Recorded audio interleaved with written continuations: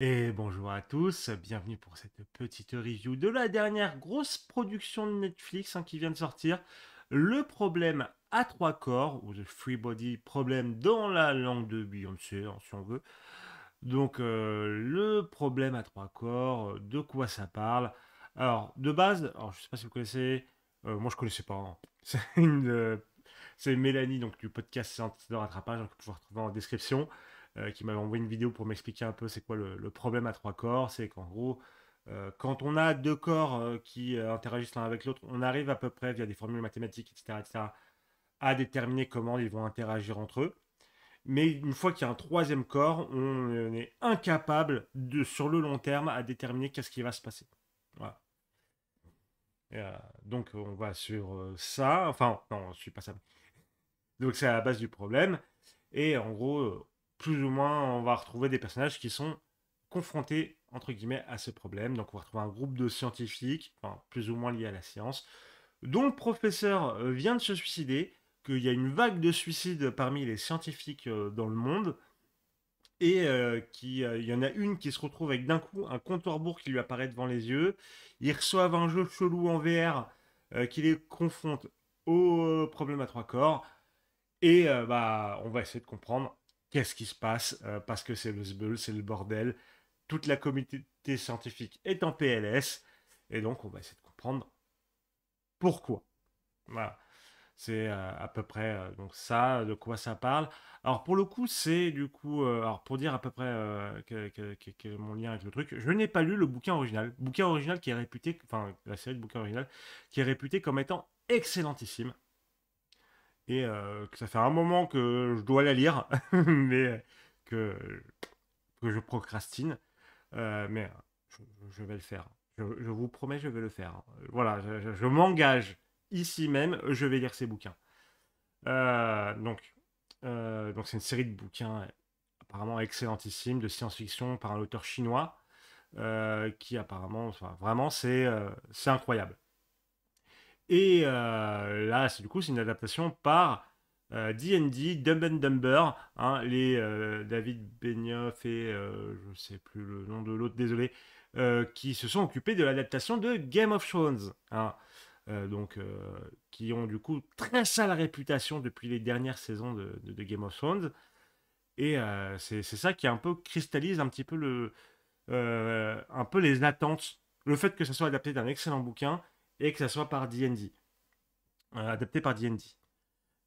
Ça cristallisait un petit peu les attentes vis-à-vis des trucs. C'est est-ce que ils vont faire du bon taf parce que là, contrairement à Game of Thrones, c'est une série finie de bouquins et on a beau dire, mais ils ont très bien adapté les premières saisons de Game of Thrones et c'est la fin qu'ils ont raté quand ils sont partis en roue libre. Ou est-ce que ça va être, bah, en fait, on va voir qu'en vrai, c'était des fraudes depuis le début. C'est un peu le truc autour de cette adaptation. Donc, bon, on va en parler.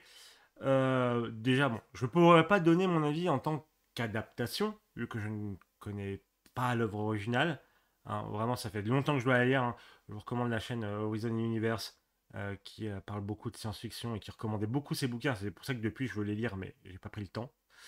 Euh, Honte à moi, hein, clairement. Mais allez voir Horizon Universe, hein, très très bonne chaîne, hein, de SF. Et du coup, bah, je peux pas vous le dire en termes d'adaptation. Moi, ce que je peux dire, c'est en termes de série. En termes de série, qu'est-ce que ça vaut? Bah, globalement, je trouvais ça cool. Voilà, je trouvais ça cool. Globalement, le pitch est très prenant. Voilà, il y a beaucoup de mystères que tu veux essayer de comprendre. Ça part beaucoup dans du high concept, ce que j'imagine vraiment venir de l'œuvre originale. Euh, et c'est. Enfin, c'est vraiment. Moi, j'ai trouvé ça en mode, ah oui, je veux comprendre. Euh, Au fur et à mesure, j'étais vraiment là en mode, je veux comprendre. Voilà. C'est ça qui me poussait à aller toujours vers la suite. Mais le je veux comprendre, c'était surtout lié bah, au concept. C'est-à-dire qu'on va t'expliquer, voilà, pour essayer de comprendre ça, on va utiliser telle technologie qu'on doit développer. Donc, comment ça marche, comment ça va. quelles sont les implications du truc, etc. etc. Vis-à-vis de ce mystère, il va falloir qu'on fasse ça, ça, ça. Cette partie-là, c'est vraiment très intéressant. Et c'est vraiment ça que moi j'ai beaucoup, beaucoup, beaucoup aimé. Et de ce que j'ai compris, c'est vraiment ça le point fort du bouquin. C'est tout ce qui est high concept, explication technologique, etc. etc. Donc là-dessus, vraiment, bah, très très cool. Vraiment très très cool, c'est très prenant et ça te donne vraiment envie de voir la suite. C'est un peu, alors c'est très poussif hein, comme comparaison, mais c'est un peu comme avec Game of Thrones où tu voulais voir, peut-être tu étais là en mode, ouais, je veux comprendre c'est quoi les marcheurs blancs, je veux comprendre d'où ça vient, que c'est quoi le délire, comment on va réussir à outrepasser cette menace, etc. C'est les comment qui sont intéressants. Les comment et les pourquoi. Euh, Par contre, là où je trouve que c'est pas oufissime, c'est les personnages. Honnêtement, alors, pareil, parce que j'en ai parlé avec des gens du coup qui ont lu le bouquin pour voir que je dise pas de conneries ou quoi que ce soit.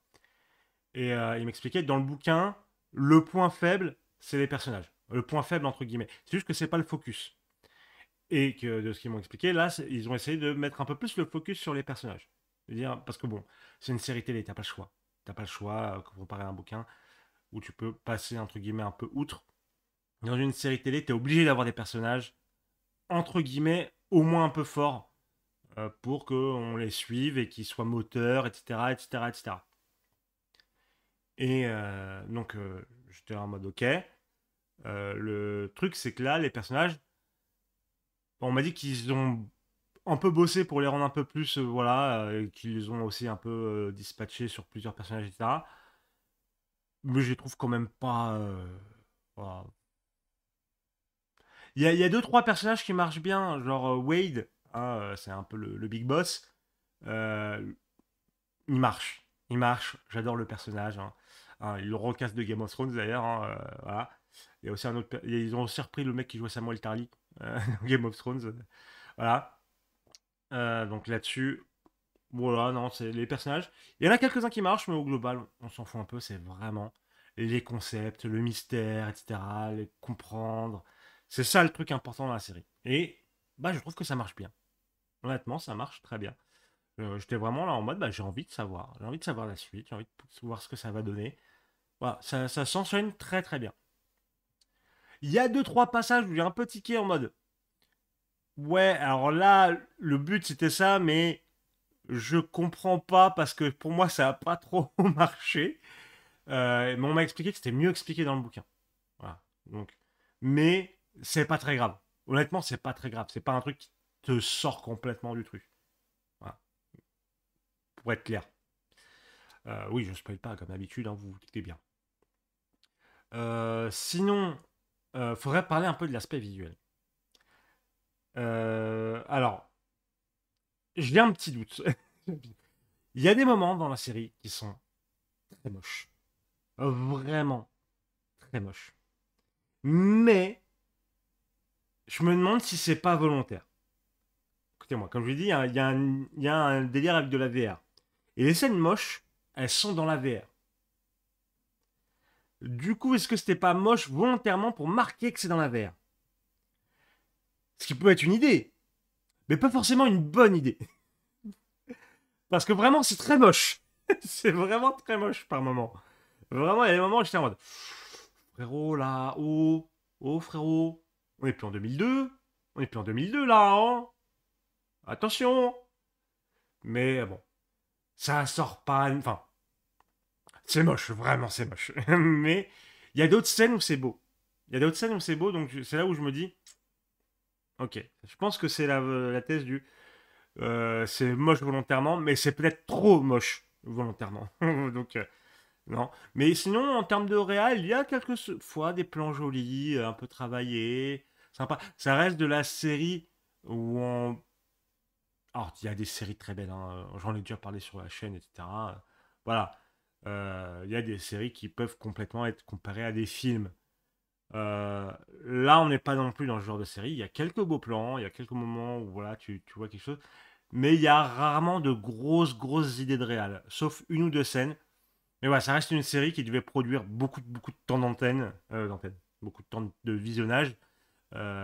Donc forcément, voilà, tu peux pas avoir le même soin particulier sur absolument tout. Bon, il y a des séries qui le font, mais il faut pas non plus imposer les critères d'un Breaking Bad à toutes les séries. Voilà. Donc ça reste, non, ça reste ok, vraiment. Je dirais pas que c'est une série qui va gagner des awards pour sa beauté. Je pense pas. Clairement, je pense pas. Mais voilà, ça se regarde bien. Musicalement, il y a quelques pistes que j'ai retenues. Vraiment, il y a des moments, la musique, j'étais là en mode ok, ok, bah je prends volontiers. Donc là-dessus, ouais, ça c'est très cool. Euh, bah sinon, alors pour revenir un peu sur l'histoire, comme j'ai dit, elle est très intéressante à suivre, très marquante, etc. Mais j'ai l'impression que ça s'arrête pas au bon moment. Toujours sans spoiler, hein. C'est juste j'ai l'impression qu'on s'arrête au moment où t'es là en mode, ok, là on va passer aux choses sérieuses. Donc bon, bah, faudra voir la saison 2. Voilà.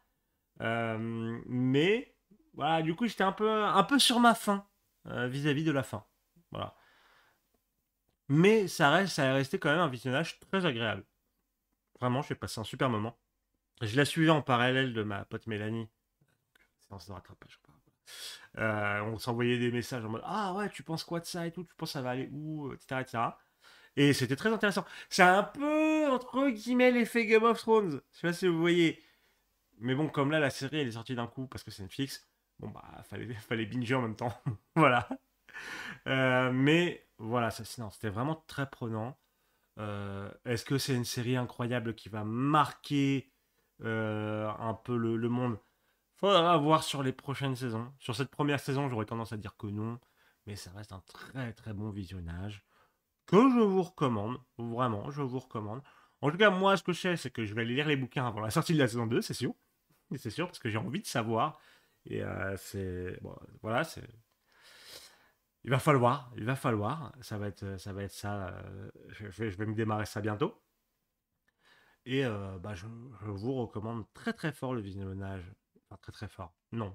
Je vous recommande fort le visionnage de cette série, parce que vraiment, je pense que vous allez passer un bon moment. Surtout si vous la partagez un peu autour de vous pour avoir des gens qui suivent à peu près en même temps. Ça peut être très cool. Moi, honnêtement, j'ai trouvé ça très cool. Voilà, ça vous suivrez une bonne histoire, pas avec des personnages qui vont vous marquer, hein, clairement, mais ça va passer très bien. Bon, en tout cas, nous, on se retrouve tout bientôt pour une prochaine vidéo. N'hésitez pas à me suivre sur les différents réseaux, à aller voir un peu sur Twitch, sur Instagram, tout ça. Je suis là. En tout cas, merci beaucoup. Des bisous. À la prochaine.